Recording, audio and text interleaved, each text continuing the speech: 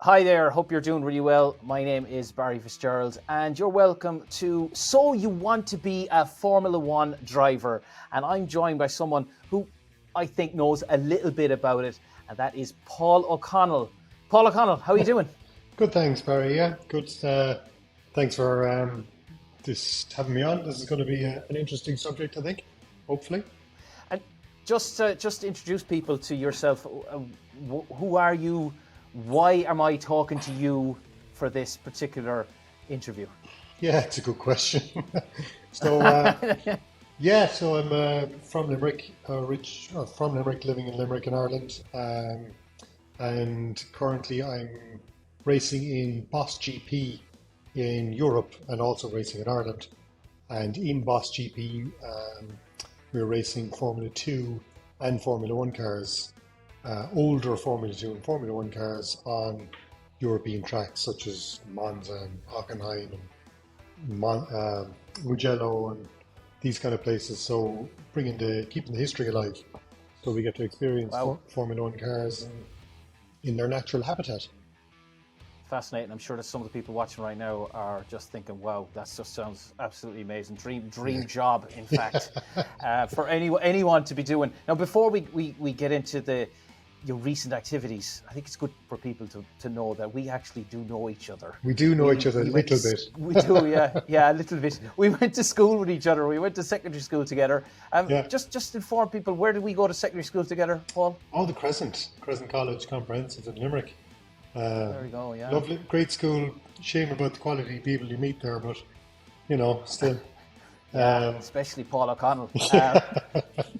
yeah, it's funny. Like life goes on. And say, when we were in school, you know, 30 odd years ago, it was probably that you'd be doing it. And I'd be having these experiences. As I say, it was a far Yeah. flung dream at the time, but so sometimes good stuff happens. Yeah, exactly. Now we'll get on to how you went from being in school with me to racing cars in Europe and on European racetracks. But let's look back at the weekend, because you were racing in Italy, and I was watching all your activities on social media. You had a very busy weekend, I can see, and you were in Italy, as I say, for just a small spot of racing. Yeah. Could you provide maybe people some details of where the track was? You mentioned the cars already, but maybe a little bit more specific on the car you were driving and just the results. How did it all go for you? Yeah, I was lucky enough. There's an Austrian team that I got introduced to through another friend of mine who's an engineer for them. They needed a driver on the weekend. I've been lucky enough that they've needed a driver a few weekends over the year, and I'd say their phone must be broken. They don't seem to know of any other events to ring when they're stuck. They ring the Irish Farmer. So yeah, we were racing in Misano in Italy, which is just on the Adriatic coast. It's usually a MotoGP track. Um, in international terms, it's a relatively tight track. It's only 4.4 kilometers long or something. Um, Hmm. so, yeah, that was Boss GP, which is the series for older Formula One cars and for slightly older Formula Two cars and Formula 3000 cars. This series was racing there on the weekend, and I got the opportunity to race a World Series V8, which is it's would have been the series a competing series with GP2, which would be one step down from Formula One. So drivers who were in that series would graduate from World Series V8 into Formula One, such as Pierre Gasly or Carlos Sainz. Both of those were notable drivers in World Series V8 that went straight to Formula One from there. And then what were the results over the weekend then, Paul? How did it go for you? Yeah, this I was lucky enough that this is actually the first European circuit I've ever raced twice on. So I got the opportunity to drive this car again for the very, very first time 12 months ago. So I came back once I got the phone call about going this time. I was really happy because I didn't have to relearn the circuit or learn the circuit from new. So yeah, we had a really good time. Two good practice sessions on Friday on used tyres. It rained in qualifying, which I was delighted about our particular car has 530 horsepower, which is a lot of power and it's brilliant. Unfortunately, everyone else has at least 630 horsepower, and my teammate's car has 750. So Wow. Okay. Wow. Wow. we've the least powerful car by a good bit. So we were the slowest car in the straight. So the rain was going to be perfect, but unfortunately, it didn't go as well as I was hoping. I spun it in qualifying and only managed to qualify in eighth when we were hoping to be locking out the front row with myself and Harold, my teammate. But anyway, started both races. We raced another one race on Saturday, another race Sunday. Started both races from eighth. We had a mechanical problem, and the first race I had just gone from eighth to third in class, and literally a compressor failed and ran out of gears, so I had to retire the car. We fixed that on Saturday evening and managed to go from eighth to just fourth in class, unfortunately, in on the second race, but set the third quickest time of any of the cars on track. Actually, in the process, there was a real dogged fight up through the grid, so it was tooth and nail. It was really good racing. It was very entertaining to watch, but yeah, it was a good weekend. The team were exceptionally happy with the pace and my improvement in pace as a driver. That's what I try to do, just to do the best job that I can do in on whatever unfolds on the weekend. Right. Sounds like you had a brilliant weekend then, Paul. And you mentioned that this series involves all Formula One cars and Yeah, Formula Two cars. So you've had the chance to compete against Formula One yeah, cars. yeah. What's it like to race against a Formula One car? And I'm going to ask this question as well. What's it like to be overtaken by a Formula One car? Because I'm sure that's happened. Yeah, it has happened. Been overtaken by Formula One cars. I've even overtaken a few Formula One cars. Oh, I wanted you to say that. Yeah. So yeah, no, the F1 cars are amazing. They're 750, 800 horsepower. When they get going in a straight line, they are unbelievable. And in a corner, in the bends, they are just amazing. They're a different level of downforce, grip, stability. A couple of friends of mine that drive them say they're actually nearly easier to drive than some of the Formula 2 cars. Um, yeah, they're an amazing machine. And the noise is poetry. It is fabulous. Well, you've mentioned some terms there: downforce, grip. You're talking about the noise. We'll Yeah. get into some of that stuff later on. But before we find out how you found yourself, let's say the story of getting to racing in tracks in Italy over the weekend, have you ever driven a Formula One car? Not officially, no, not officially. What does not officially mean? Well, there's a Jordan drive a Formula One car experience in the UK that I've done all right, which is a Jordan F1 chassis with a 3 litre V8 Mugen Honda engine in the back of it, and that's fine, but it's quite restrictive in Yeah. a very short track and stuff like that. From a driving experience, certainly the car I was driving in the weekend would be an order of magnitude more, interesting from a driver and engineering point of view than something, in a very restricted environment because we're just let loose. The team boss just says, just go as quick as you can. Don't worry about brakes, engine, gearbox. That's our problem. You just get the lap time. So it's a Wow, very, that's very good experience. and that's a difference from where you started out, of course. Because I Yeah, mean, I've been at events with you in Ireland. We'll talk about some of the events you did in the past in a few yeah. moments. But just before we move on, you've mentioned something a couple of times. For those who don't know, what does V8 mean? V8 is the type of engine that's in the car, the configuration of the cylinders in a car. The Australians say you're never late in a V8. So a V8 has four cylinders on one side and four cylinders on another side. And those four cylinders are connected, pistons and conrods connect to one central crankshaft down the middle. So all four cylinders are acting on one rotating crankshaft to generate more power.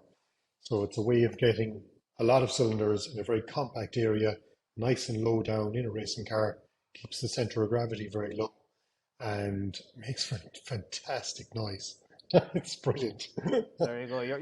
You love the noise. You've come on I to that as do, well. We'll yeah. come back to that as well. You mentioned it twice. We'll come back to that again later on. Let's take a look now at your driving career, because you mentioned earlier on that you're an Irish farmer. That's what you do day to day Yep, job, you know, every day and even night, yep. as I know from your experiences over the years. How does a farmer become a race car driver? Uh, yeah, kind of great difficulty. Another friend of ours from school, Dennis Hogan, got me involved in a little bit of karting. He was karting himself. Himself and his dad gave me an opportunity to drive their kart. I saved up a lot of, whatever money I had as a 14-year-old to buy a go-kart and did a little bit of go-karting. Then I started a little bit of hill climbing when I finished secondary school. I bought a scrapped Honda Civic, built a hill climb car out of it, competed in that for a few years in Ireland, sold that, bought a single seater and hill climbed a single seater in Ireland and managed to win the Irish Championship 3 times in that. And then graduated from hill climbing in later years, just since 2018, to be honest, to circuit racing, a different discipline of motorsport. Yeah, And yeah, just managed to meet the right people and did a few favors for people, just trying to be, trying to help people out. And the wheel always comes and karma comes around. A friend of mine that I helped in Austria rang me one day and said they were stuck for a driver. Did I have an international license? Yeah. I had experience in driving a GP2 car in Ireland at the time. And he said, look, could you come over next weekend? I said, can the Pope say Mass? Yeah. So that was me on a plane that Wednesday night. And away we went. And yeah, I've been doing little bits for them ever since. that's a very concise, short version of a very long story to get where you Yeah. got to it. We'll come back to hill climbing as well later on. People are thinking, watching now, hill climbing. How does you go from climbing hills Yeah. to racing on tracks and racing in Italy? There is a logical track with this, pardon the pun, and we will come back to that in a couple of moments. And I have to ask then, you mentioned a couple of people. You mentioned Dennis Hogan, who I also know that went to Yeah. school with as well. Um, and you mentioned his father. And Yeah. just getting on to then people who've influenced you in terms of your racing career. Who are those that really stand out? Yeah, I suppose to be honest, Dennis's dad was my sort of icon. He was my gateway into motorsport. There's no motorsport in my family at all. My family have no interest in motorsport whatsoever. So it was, Dennis and his dad. Dennis Senior was racing himself in hill climbing and also circuit racing and in Ireland, let's say, and did some very famous races like the Phoenix Park motor races back in the mid 90s. So as a kid, I went with them, and when I wanted to start racing and doing a bit of motorsport myself, he gave me my opportunity and advice and help and mentored me up to get my career going. So yeah, he was probably the biggest single influence was that, and another good friend of his, Donald Griffin, sort of took over the mantle when unfortunately Dennis Senior passed a few years ago, and Donald Griffin then took over the mantle of minding me. There's a lot of minding in me, as you know. So I do know that. You need kind of a team of minders, not a team of supporters, or a team of minders that need to be around you. So there's a lot of people have influenced you in this. yeah, Now, you were off racing in Italy at the weekend. It's just absolutely phenomenal. I'm delighted for you. It's great to see you living the dream, to be honest. Of course, you've done your fair share of racing, not only in Ireland, but in other places around Europe as well. We yeah. might get a chance to talk about those later on. But I guess when you're talking about racing, when exactly did you start? And do you remember where your first race was? Let's talk about not necessarily in karting. Let's talk about hill climbing, because that's an ideal opportunity to explain what hill climbing is. Yeah. What was it like having that first race? So hill climbing it's a discipline of motorsport which is the last unrestricted form of motorsport probably in the world. That you start from point A at the bottom of on a road, at the bottom of usually some form of hill. There's an incline on the way up. You drive for maybe 2 kilometers, 2.2 kilometers is the longest hill climb in Ireland. Um, you drive up the road through a series of bends and everything else. And the fastest person from point A to point B is the winner. Um, Yeah. And I think it should be important to explain, of course, then all the cars are not on the road at the same time. No, it's one at a time. It's timed. It's a timed trial. So it starts in the morning, and each car is let off at 30-second intervals. They get their opportunity to go from point A to the start to the finish, and then they get an opportunity to come back down, tune their car, refuel, get ready again, and improve themselves, their driving, and go up and do it again. So you might get maybe a practice run and 3, maybe 4 timed runs in the course of a day. The mileage is very short. It's very cheap form of motorsport to do. It is very very intense. It's very short, sharp burst, but you must be absolutely on your game from the minute you leave the start line. Any mistake is punished fairly severely, and usually there's trees and walls and all kinds of paraphernalia lining the road. You have to be careful. Yeah. Naturally placed paraphernalia. Yeah. Obviously, yes. And for those who haven't been a hill climbing weekend, I can say it's a great experience. I've been to many of them with Paul and with some of the other racers that I know in this type of racing. Now, the hill climbing world is something that you've had a lot of success in, though, and Yes. you've won three Irish championships. But with every story, there's a beginning, and I really want to come back to that moment, the first time you did a timed run on a hill climb. I assume was in that Civic, the Honda Civic you mentioned earlier on. Yeah. What was the feeling like? Did you still remember the feeling at the start line when you were about to start? Yeah, absolutely. Sure, the butterflies and the nerves and everything else, and you have all those questions. What the hell am I doing here? The Civic wasn't too bad. It was when I graduated up to the single seater, which was an old Formula 4 2000. It's the same age as I am, actually. I still have it. Oh, wow. 97 then, is it? Yeah, I wish. 79, as you know. Well, no, the car is 97 years old, so you're 97 as well, isn't it? But so that was the big one. That was the real when I decided to try and win the championship or put myself in a position to try and do that. That's when the nerves and the pressure and the performance really took up another notch at the time and stuff. And it's driving a single seater up an Irish country road, 2.2 miles, and you'd be hoping to do it in less than 100 seconds.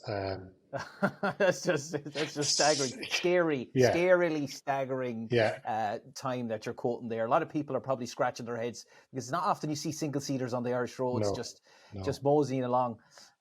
It's quite phenomenal. Now that's on the hill climb side. Yep. You then, as you mentioned, decided I'm going to give a go at track racing, circuit racing, and which of course many people would know how it works. And you have lots of lap records done. You've loads of trophies to show for it, but I want to focus in on one trophy. That's the Leinster Trophy. Yes. What is this trophy awarded for, and why is this one so special? Because you've won this. This is another sort of dream come true. The Leinster Trophy is a very famous trophy worldwide. Even the guys over in Italy were at dinner. They were talking about the Leinster Trophy, and I was kind of piped up in the corner and said, "I won that." And they're like, "What?" There you go. Yeah. And you have it. Where do you have it? No, because you still don't have it anymore, though. No, you don't. You don't get to keep the Leinster Trophy. It's solid sterling silver. So you get to look at it for an hour, and then they take it away again. That's no good at all. You want to have it at home, sure, don't you? Well, ideally, but previous winners of the Leinster Trophy would be drivers such as Ayrton Senna, Mika Hakkinen, David Coulthard, Eddie Jordan, Derek Daly. I've heard of a few of them. Some of them have done a couple of things, haven't they? A couple of things here and there. A couple of things here and there. Some of them might have won an all world championship between them in Formula One. They got one, is it, between them? There's a few up there, to be fair. So it's a very prestigious trophy. The series that I race in Ireland, Formula Boss Ireland, which is an open series for racing cars, all racing cars. Formula 3, Formula Renault, Formula 3000, Formula 1, Formula 2, all those series. We actually have a series where we race them all together in the one grid in Mondello and Kirkeston up the north in one series. It's the only type of racing series like it in the world, actually, that's so open to allow everyone in. So we were lucky enough to be allowed to race for the Leinster Trophy a few years ago, and came out on top on that particular day. Thank Yeah, you. I remember even following it online on the day, Paul, Yeah, when you were racing for us, and again, it's just fantastic to see. You know, you're reaching all these different moments in your racing career, getting the accolades. You know, showing the dedication and the push that is required to achieve this. And there are a lot of people who watch people in cars. I'm watching, for example, I've watched you in cars, and I was wondering how hard is it to drive these cars when they're going full speed and you're yeah. coming into corners, you know, you're braking hard into corners. Just to give people an impression, how hard it is it to drive these cars? It's very physical, and you'd say, but you're just sitting in your butt, moving the steering wheel. How physical can it be? You have to be harnessed and strapped in so tight that you can barely breathe because when you're going around a corner, you could be doing 4 or 5 G going around the corner. When you hit the brakes, you know, you're doing another 4 or 5 G. Your head and helmet just wants to come straight forward. This little tiny neck of mine is well worn out all year. Some of the tracks we go to are more physical than others. Misano, the last track we were at, was not too bad. We did Mugello a few weeks before that, and that was absolutely amazingly physical. That was an Yeah, absolute punisher. Your heart rate goes up, you are quite warm, you're very restricted, you are just, can be quite claustrophobic in the car, and you're obviously, your fight or flight response at all times. Watching for opportunities and defending from other cars and stuff. So it's a high stress, high temperature environment. Um, yeah, so fitness and physicality. When you're driving fast, we'll talk about probably downforce later. The car is being pushed into the ground so hard that the steering wheel, it becomes really hard to turn the steering wheel because it literally does not want to turn because the car has been pushed into the ground so hard. So even the act of just turning the yeah. steering wheel at high speed is quite difficult, funny enough. It's it sounds like a lot of people would say physical torture to put yourself through what Yeah, you're doing in a yeah, race car yeah, and experiencing all these G forces, these orders of magnitude of normal G. Like every single day we experience 1G, but when you're braking so hard and suddenly you start to experience 4, 5, even 6G. In terms of the G forces, that's that extra weight added on your body, and it puts a lot of stress and strain. So, how do you then prepare your body for the physical loads of driving? I assume it involves a rock-esque workout schedule. Well, unfortunately, I'm still an amateur sports person, as they say. So I do have 2 or 3 day jobs. So I do a little bit of running, a little bit of core work. Um, the act of actually physically driving a car it's so difficult to replicate the muscles and everything you need in your core and your neck. It's so Yeah, difficult to replicate that in any form of workout. The best possible way of doing it is literally by driving the car, either testing an F3 car or, you know, uh, hopefully driving a car, let's say 2 or 3 weeks before. That fitness will still stand to you as long as you're aerobically fit enough to, hmm keep the heart pumping and stuff. and as you mentioned, it's so difficult to simulate the racing conditions, the Yeah, physical interaction, let's say, of the car on the human body while they are working together as they navigate around a track. But you do rely on simulators for yeah, other aspects, and that is to get to know the track. yeah. So even though you're not engaging and experiencing those physical sensations, how useful is it then to use simulators in your preparation? Well, the simulator, I was lucky enough, a very good friend of mine, helped me out with the simulator, and Niall Maher, and the simulator has been hugely beneficial in terms of learning, the track, where all the corners go for basics. Other things like where are the little points off the side of the track that if you have a problem, where do you need to pull the car off to? Where are the marshal points? Where are the Oh yeah, closest yeah, fire extinguisher points? practical things. Yeah, Yeah, of course. Yeah, pit lane entry, pit exit, start finish line. Is the finish line in the same place as the start line? Often it's not. Um, and also the actual physical act of driving the car, the technique involved, how you press the brake pedal. You just press the brake pedal, don't you?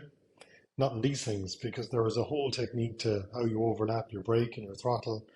Um, and the simulator can allow you to practice that. You can practice different racing lines and different ways of counteracting different problems that may occur with the car or with the handling of the car as the fuel load yeah. comes off and you burn off the fuel and the handling changes and the tires go off, you can adjust using the simulator, which doesn't cost any money to do, and you can do it at 9 or 10 o'clock at night without needing a circuit. So simulators are definitely a good simulator has definitely proven to be invaluable. I was just thinking as you were talking about it, Paul, it's a long way since the days when you were 18 or 19, and I remember you playing Formula One on PlayStation. Yeah. And let's just say that in a respectful manner, you were very disrespectful to the cars in that particular computer game, doing things to the cars that, let's say, the programmers were not necessarily hoping people would do to the cars. At this point, I think it's a very good moment to start talking about the science then of the cars. And you've a lot of experience in terms of not only driving them, but also in working on them, building them, practically almost sleeping in them, living with them. There's loads we could talk about. We could do 3 or 4 hours here about it. Let's narrow it down then to 5 main aspects of the cars. I want to talk about downforce, tyres, brakes, telemetry, and fuel. Yep. But let's start with the tyres. And to start with the tyres, I'm actually not going to ask you to say anything. Instead, I'm going to ask somebody else to say something about this. So let's go to our live reporter at a track. Well, guess who it is? It's Paul O'Connell. Hi, this is Paul O'Connell. This is a short video just to tell you a little bit about some racing car science and engineering. So you can tell I'm actually just finished racing here in Italy, in Misano, in Boss GP, which is a series for old Formula 1 and Formula 2 cars. The car I was driving is this World Series Dallara 3.5 V8. Really good car, 530 horsepower, lots of downforce. It would have been the last step for a Formula 1 driver. Before they go to Formula 1, they would have competed in these cars in a race series for these ones. So just a short little video about some of the science involved. The tyres we use, slick tyres, no grooves in them. In dry weather, this tyre gives more grip. Here's a Porsche. This tyre gives more grip than a grooved tyre because there is more of the rubber in contact with the road. And the rubber, as you can see, actually melts into the road and grips the tarmac. But it must be up to temperature to get really sticky. This is sticky. So that's how the slick tyres work. In the rain, these tyres will not get hot. And the water, these tyres won't go through the film between the water and the tarmac. And that's why we use the grooved tyres in the rain, like your road car. Really cool science and really cool cars. Well, thank you very much to the other Paul O'Connell for his little discussion on the science of tyres. I think we got a lot of great information there. I always was wondering about the whole tyre melting stuff and wondering if it was actually important. Well, now we know it is.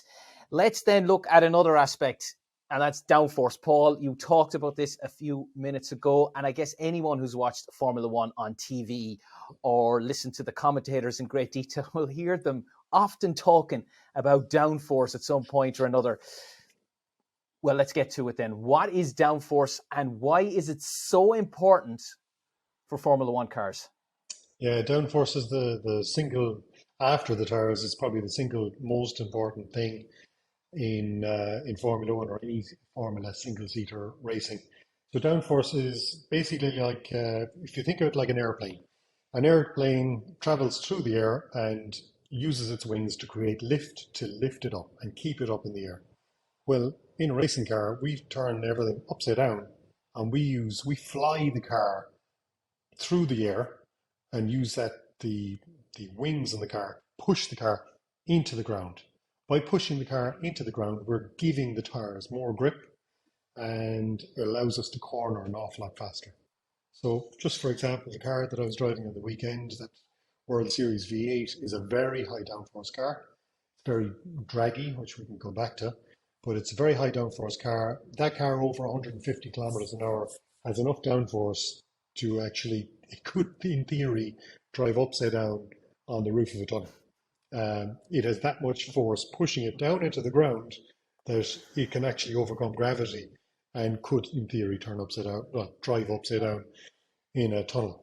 Absolutely phenomenal, staggering fact about the car. And then when we're talking about these Formula One cars, how are they designed to maximize downforce? So you talked about the idea that some of the aerofoil components of the car, or what they look like wings, are actually upside down wings. But what other aspects in the car helps to maximize downforce? Yeah, the every single surface in the car from the start, obviously the front wing, front nose, the brake ducts in the front actually are a huge contributor. The size of your radiators, the floor is a massive contributor, especially in modern Formula One cars. The underfloor, so the visible bits that we all see on TV, yeah, they're all grand and they're all fine. But the real trickery at the moment in Formula One is all the work that's going on under the ground or under the floors for this ground effect, as they call it. But every single surface of every Formula One car, every millimeter of it, has been thoughtfully considered and thought through as to what effect it will have. And any change you make at the front of the car changes the way the air flows all the way to the back. So it's a huge contributor to the performance of the car in terms of lap time. Well, I think a lot of people now are going to be hearing all these different aspects of the car, and maybe we're focusing only on downforce, but now as you say it, and I've been watching Formula One races over the years, you hear them talking about different components of the car and how they're contributing to the downforce, and now we know why. Let's look at aspect number 3, because if you're going to be driving fast, that's one thing, and you really want to do that, but you also want to brake fast too, because, if you don't, it could be a little bit of a mess, particularly when you're coming into corners. Could you tell us a bit about the brakes in the cars that you're driving? Are they similar to F1? And what are the differences with the brake systems in racing cars and ordinary road cars? Yeah, so the brakes in the cars we're driving are very similar to F1, to be honest. They're carbon brakes, so they're a block of carbon brake pad and a carbon disc. They do not work when they're cold. So when you leave the pit lane, the car will not stop if you hit the brakes. It'll just sail away straight on. So as you leave the pit lane, you must be on and off the brakes in the car to warm the brake discs up. They work at their optimum at 800 degrees Celsius. So if you ever Oh, see, that's grand. That's a yeah, lovely, lovely, cozy temperature, isn't it? Yeah. yes, so the brakes are obviously vital. Um, Getting them up to temperature is hugely important, not overheating them. If you overheat the brakes, you get them over 1,000 degrees Celsius, then you'll often see fogs of black brake dust on the F1 cars. If the brakes are too hot, then that just wears the brake discs out really fast, and they're very expensive. We don't want to do that. Similarly, if they're too cold, they will glaze over and they'll stop working and also wear out. So it's actually very critical to get them in the correct temperature window. But the brakes in these, just to put it in context, if we're flat out in sixth gear, the Red Bull Ring coming up to turn 3, you're doing 270 kilometers an hour, whatever that in miles an hour is. We will hit the brakes at about the 60-meter board for a first gear corner. So that's just slightly less than the length of an Olympic-sized swimming pool to go from 270 kilometers an hour down to about 40. It's when you hit the brakes like that, your whole head and all your organs want to depart through the front of your body. They But only want to go one way. That's one it, way, isn't it? They just want to go one direction. one way. But the performance of the cars of the braking system is probably the most impressive thing from a driver's point of view. It's very hard to see it from outside, very hard to see it from TV. In live, to see it in person actually is staggeringly impressive. But certainly from the cockpit, they are absolutely amazing. That's fantastic. And it's just great because you just put in a lovely little connection for me here, because you're talking about the brakes. If they're too cold, Yep. they're not going to do what you want them to do. If they start to get too hot, perhaps they won't do what you want Yep. them to do. And a lot of this then comes down to the importance of telemetry and Yeah. data, because I'm assuming that, there's somebody in the pit lane for your respective team who's watching Yeah. everything. So we live in this world of data, and where we have data for Netflix, data we send on mobile phones, but Formula One cars and the cars that you race really do rely on data. So imagine I was a data analyst on a team that you were racing as part of. Maybe you wouldn't want me as a data analyst in the pit You'd be lane. okay. Maybe, I'd say I'd be all right. You could trust me, Paul. I wouldn't let Yeah. anything happen to you. What would the data that I'd be most interested in collecting from the car, what would I be receiving? Could it be everything? And then how can I then use that to help those in the team make decisions that can help you win the race? Yeah, though the data is huge. When I started off my motorsport career, we didn't have data at all. We just had whatever time you did and what felt fast. So the beauty of the data is it's not what feels fast, it's what's actually fast. So using the data systems on the cars that we're driving, we do have a data engineer and he has access to everything from the car. So engine revs, temperatures, brake disc temperatures for the four brakes. He knows what gear we're in, how hard we're pressing the brakes, what pressure we're putting on, when we're pressing the brakes, when we're pressing the accelerator, how much we're pressing the accelerator, how much we're moving the steering wheel. So when you get used to it, he can produce, sorry, does produce a graph of your lap, your quickest lap. He can put your quickest lap on a piece of paper with your brake trace, your speed trace, with what gear you're in, with your throttle application, with your steering angle, and you can actually use that data to go through it and go, well, ooh, I hit the brakes, I was on the throttle there, and then I hit the brakes 0.2 of a second later. Whoops, should have been instantaneous. Or I'm complaining about understeering the car wanting to go straight on, only you can see straight away from the data you were on the throttle too early. I'm pressing the accelerator too early, I'm pushing the car out to the outside of the corner, smarten up, change your technique, and you can do that. And he can also overlay other drivers' information on the same one and say, well, Harold's my teammate, who's a professional driver. He's actually really good. He used to race with Roman Grosjean and Nico Hülkenberg and F3 and stuff. Really lovely guy. But he can say, well, Harold is braking 5 meters later than you, so brake 5 meters later. And, the pressure that Harold can put on the brake system is higher than you, so press the pedal harder. That it's And hugely And important. when you're racing, Paul, is there someone in your ear?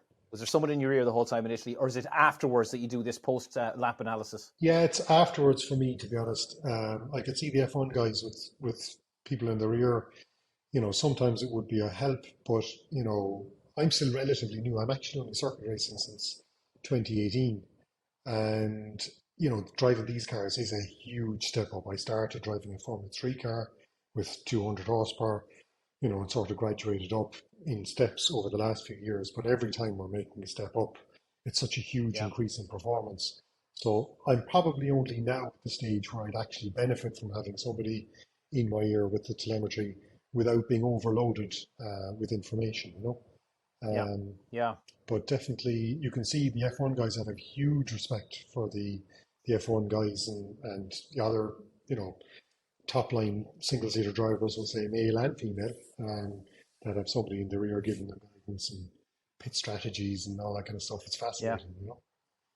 yeah, absolutely, absolutely. And the last aspect I want to take a look at here is in relation to the fuel. Yeah, And that is the fuels that are in F1 cars and into the future of F1 fuels. Now, currently, according to Wikipedia anyway, now I don't know if this figure is 100%, it says that the F1 cars for this season, the season's just finished, in 2022, are using 5.75% biofuels. For those that do not know what biofuels are any type of renewable or sustainable fuel that's typically produced from some sort of biomass material. It could be food crops, it could be algae, it could be genetically modified bacteria, whatever. And there's different ways of getting access to these fuels in different parts of the world. So let's go on this. They're saying 5.75% now. How soon before F1 cars are running entirely on biofuels? simple answer, which is great. 2026. There 2026. you go. They'll be on fully sustainable fuels by 2026. They're currently in a lead-in development process to re-engineer the current engines that they have, and improve them. and they're developing fuels actually. And it's the beauty of motor racing is that it's because it's so competitive. You will have 5 or 6 different fuel manufacturers who will all be competing to produce the best fuel mix that they possibly can. So the best in terms of energy density, and if it has to be sustainable. The FIA and Formula One themselves are policing that. Um, so it's going to be great information for the motoring industry as this Yeah. information comes out of Formula One in a few years' time and gets out to the mainstream motoring industry. That realistically, fossil fuels are, you know, they're on the way out, but we have so much waste in the world, like plastic waste that can be re-refined back into a sustainable fuel. Yeah. And that's what Yep. these companies are working on. It's interesting you mentioned that the plastic waste, because you were telling me recently of some notable Formula One personalities who are involved in the crusade for making the sport more renewable and more sustainable, particularly in terms of the fuels. Who exactly is this who's involved in this aspect? Yeah, the most high profile guy is Sebastian Vettel, who's a 4-time world champion, drove for Red Bull, won his 4 championships, one after another. Fantastic driver, highly skilled, has been around for quite Formula One for quite a while, and has become quite active on the environmental side. And in terms of reducing packaging waste, he led the charge in Formula One to reduce the single-use bottles for water and stuff. Even 2, 3 years ago, that now if you're watching your Formula One coverage, you'll notice pretty much everyone has a glass bottle. They're drinking from a glass bottle, and that bottle is brought back to be reused again. Um, so stuff like they used to have a lot of airplanes flying over doing flybys and this kind of stuff for Formula One weekends, and he started complaining, oh well, okay, if you want to do a flyby on the day of the race, but this guy doesn't have to be practicing for the 4 days beforehand, wasting thousands of liters of aviation fuel, and Yeah. Yeah. it's quite a good Absolutely. point, to be fair to him. So he's kind of really leading the charge. It's pity he's retiring this year, to be honest. Um, Yes. Yes, it is. but Yeah, he's because certainly, 2022 was his last season in Formula One. yeah, yeah, it's looking like it. He's still quite young enough. I think he's only in his early 30s, but he's like everyone, he's a very competitive animal. He's won 4 world championships, and he wants to, I'd say he would need to be in a very competitive car to stay going in Formula One. Yeah. And unfortunately, Yeah. there's no competitive car seats available. Yeah, well, there's a lot of competition for those, Mm, and I can imagine it's very difficult to get one. I wouldn't even want to think about how much it would cost an individual to, God let's say, knows. buy a way into a team. I don't even want to know. I I don't, just I think it's don't, I going to don't be, think it's actually even possible at the moment. It's when you get to the top level, it's skill and that's it. End of story. yeah. You Oh, know, oh, wow, wow. Comes down skill. to that. Yeah, And one last thing, just thinking about the sustainability of the vehicles, because it's not just the fuels themselves. It's yeah. interesting you talk about the push by Vettel in terms of the bottles, and also thinking about the aerial displays by planes during the event itself. But thinking about the sustainability on the materials, which is bringing us back through all the things we looked at, such as the tires, such as the braking materials. How can let's say the production lines and the supply chains be made more sustainable and renewable? And what are the new upcoming materials maybe that people don't realize could have a future in Formula One? Besides, of course, obviously vibranium that Black Panther has in the Yeah, superhero films. Of course, they're going to use vibranium, of right? course. Yeah, obviously. But besides vibranium, what are the other ones that they're looking at? Yeah, there's a big push on there. They have had to restrict some of the materials that they use in Formula One, some of the more exotic alloys that they used to use in Formula One, now that there's a budget cap. So there is a big push in Formula One and motor racing in general to be more environmentally conscious and financially conscious. And one sort of does help the other, that when they're planning their calendar now, instead of running from different parts of the globe, but you know, kind of randomly looking, they're trying to go to one area, do a lot of races in Europe, then they'll move to North America, do all the races in North America to minimize the travel and air travel and that kind of Yeah, stuff. But in yeah, terms of absolutely. Yeah. materials, there's actually been a nice bit of research into using more organic materials, even to replace carbon fiber, actually. Carbon fiber is the material that's probably most used. The safety cell, the front wings, rear wings, the bodywork is usually made from carbon fiber or Kevlar, um, or a mix of both. And there's actually been a bit of work in using hemp, funnily enough, to make nose cones and stuff out of hemp and Wow. some of the bigger, bulkier structures that are needed in an F1 car. Obviously, they all have to pass the first and foremost is safety. They have to pass crash tests and Yes. everything else that goes with it. But there is certainly a push on there. They're also trying to reduce the amount of tires used every weekend, so to minimize waste. And also, they're cutting out the tire heating, so the pre-warming of tires before you put them on the car, and all the electricity that is required to do that. They're cutting the temperature that they're allowed to warm the tires to this year, with a view to actually cutting tire warming out completely in the next over the next couple of years, which would be a So huge help. that that's a huge help. But then does that then introduce potentially safety issues for the drivers? Well, Does it also the drivers in have Formula, that aspect? yeah, the drivers in Formula Two have had to compete without tire warmers for the last couple of years, and these are all young men and women that are trying to make their way up into Formula One, and they're doing without them for the last couple of years. It adds a little bit of spice to the strategy because now when a driver comes into the pits for tires, it used to be they come in, Hmm. put on brand new tires, and they go out and they'd be really fast.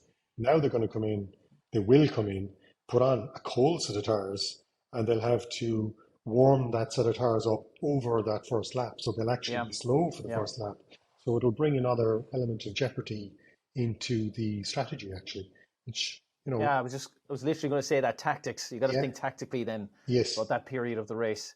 And but actually, before we move on to the future for you, I do want to ask you one last question. This is in relation to racing in general, and you mentioned it there in the comment you made in relation to the F2 racing drivers. We're seeing, and rightly so, more diversity in terms of the yep, drivers, and also in terms of gender. yep. And you have in your racing in recent years have raced against some quite notable female drivers from around Europe. Can you maybe give us a story about one of those Yeah, races?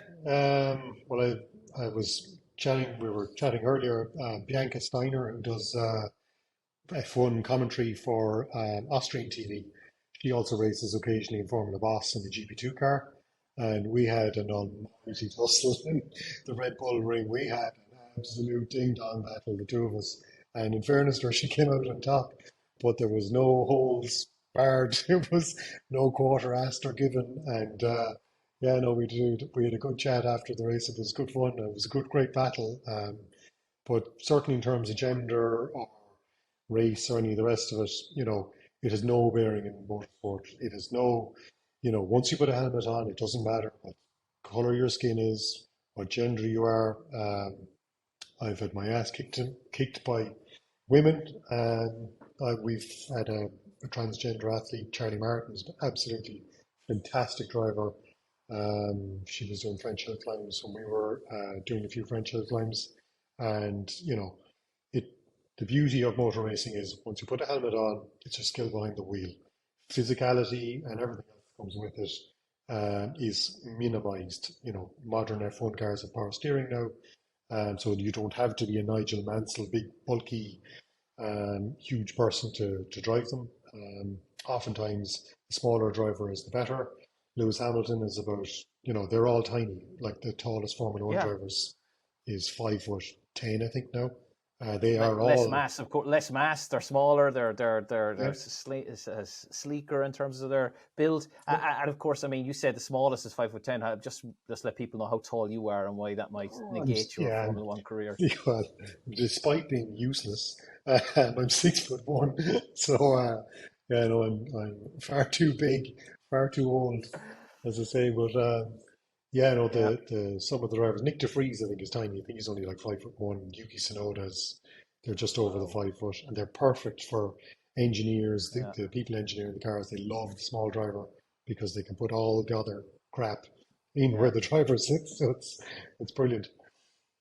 Wow, wow, it's unbelievable that the amount of planning and things with these Mm. kind of things, and I mean, I can tell you this, Paul. At least you can seek the solace that you'll never be a Formula One driver because of your height, but you'll also never be an astronaut. So yeah, so after culling those future dreams of racing in Formula One due to your height or being an astronaut, Yeah.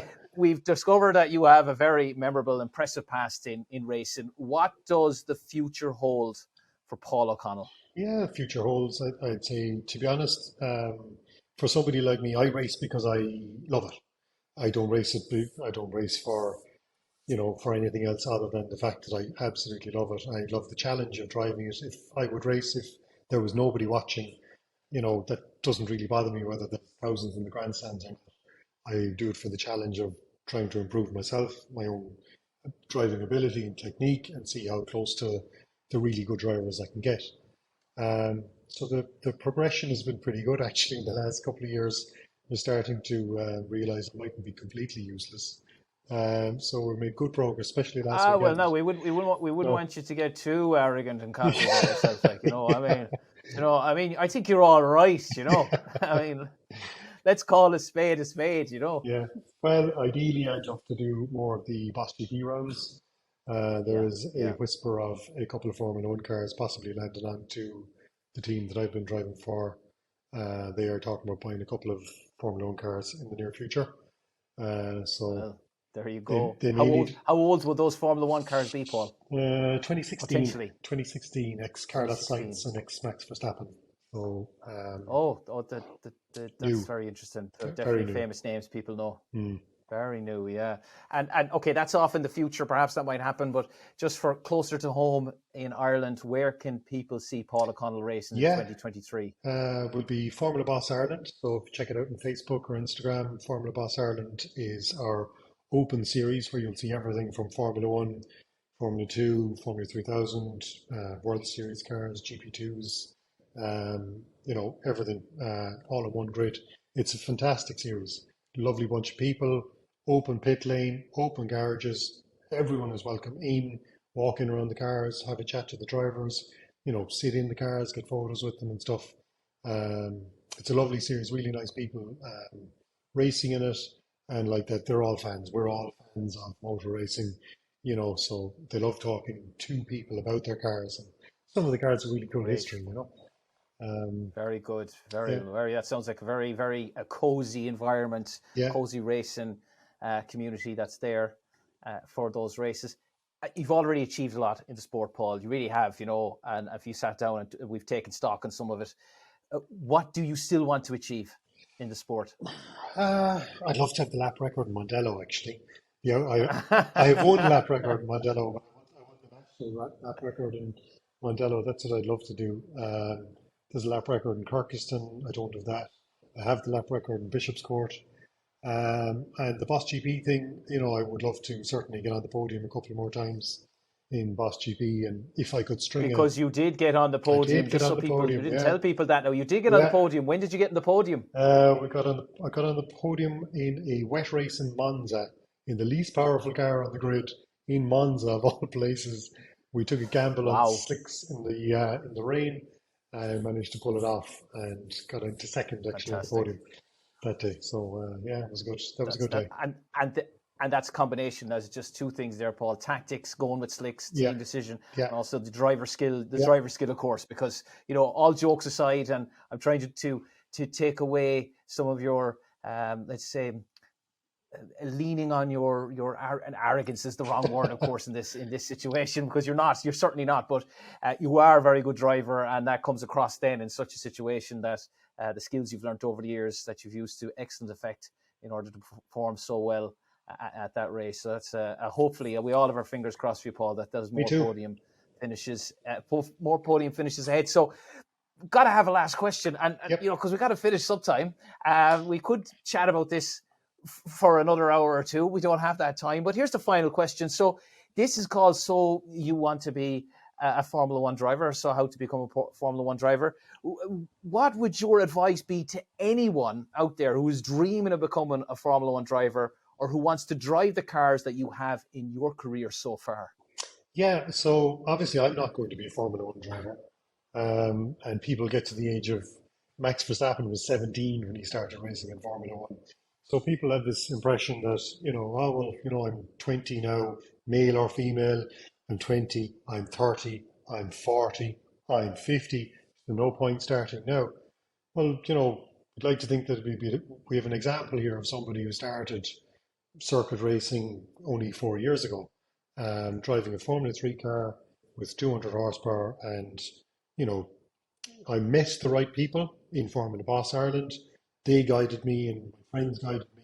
And that advice is open to anyone who wishes to join Formula Boss Ireland, get in to start at a lower powered, like a Formula 3 car, and work their way up and improve their driving, and maybe buy a faster car the next year, and maybe Yeah, a faster car the year after. And there's nothing to say you couldn't end up in a World Series or a Formula One car in time. yeah, And please don't let age or gender hold you back in that regard.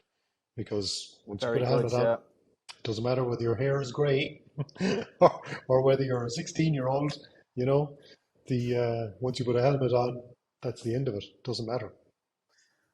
Well, and as you say, there's that open pit lane Yeah, family kind of cozy environment that's there with the boss sorry, is it with the Boss GB? Is that yeah, Boss correct? GP in Europe or Formula Boss and Formula Formula Boss Boss as Ireland, well. yeah, Formula Boss Yeah, Ireland, that people could come to the events and come and ask and get yeah, advice from those who were on the track. So I think that's fantastic, and because it sounds like it's a very unified group, yeah. and are only delighted to welcome more to join in something that's so exhilarating and so entertaining for so many people. I think it's fantastic. Paul, thank you very much for the great discussion and catch up as well Yeah. to hear all about your career and how it's been evolving. As we say when we meet up, it's been an emotional roller coaster. Always. Always as well. Well, there you have it. You've got all the details on how you can start your Formula One merry-go-round or career in the future from Paul O'Connell. Thanks once again to Paul O'Connell. I'm going to say this. He wouldn't say it, or maybe he would. One of Ireland's greatest racers at hill climbing level and at circuit racing at the moment. I've been Dr. Barry Fitzgerald. This has been So You Want to Be a Formula One Driver as part of Midlands Science Week 2022. Thank you very much for tuning in, and always think super.